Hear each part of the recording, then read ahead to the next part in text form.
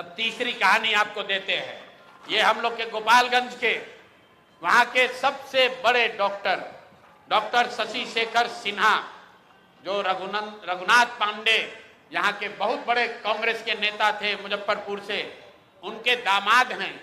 हम लोग के साथ मांझी से लड़ रहे इस राज्य के बहुत बड़े कानूनविद वाईवी गिरी जी के क्लासमेट और दोस्त हैं। और हम लोग के पार्टी में विनीता विजय जी, जो वरीय नेत्री हैं, कोर कमेटी की, एग्जीक्यूटिव कमेटी की मेंबर हैं, ये डॉक्टर साहब उनसे भी जुड़े रहे। जन सुराज से इनका वास्ता करीब 1 साल पुराना है। मेरी सभाओं में, हम लोग की बैठकों में लगातार आते रहे। इनको जन सुराज का उम्मीदवार बनाया गया गोपालगंज से। ये उनका ट्वीट है, मैं पढ़ देता हूं। 4 दिन पहले इन्होंने ट्वीट किया, आज का दिन परिवर्तन का प्रतीक, डॉक्टर शशि शेखर सिन्हा जी का नामांकन, जनता की जीत की शुरुआत। यह है डॉक्टर शशि शेखर सिन्हा।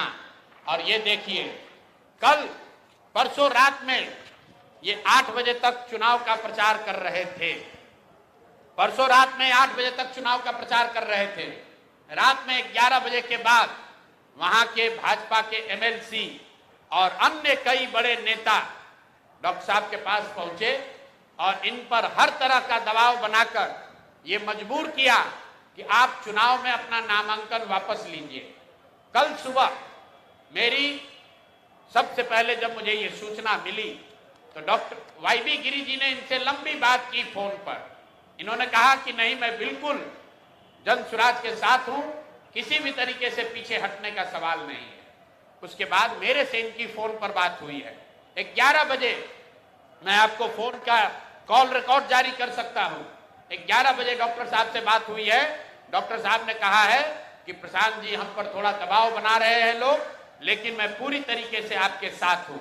उसके 2 घंटे के बाद डॉक्टर साहब अपने घर से निकले और जाकर अपना नामांकन वापस करने का आवेदन दे दिया और अपना फोन, अपना सारा सार्वजनिक कॉन्टैक्ट उन्होंने बंद किया हुआ है। और ये चित्र भाजपा की ओर से जारी किया गया है, जिसमें वहां के भाजपा के प्रत्याशी और भाजपा के बड़े नेता डॉक्टर साहब को गले लगा रहे हैं और ये बता रहे हैं कि भाजपा के समर्थन में इन्होंने अपना नामांकन वापस लिया है।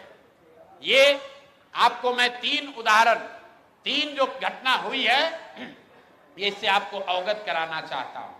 बात 3 प्रत्याशियों की नहीं है, क्योंकि जन सुराज के 240 योद्धा भी हैं मैदान में।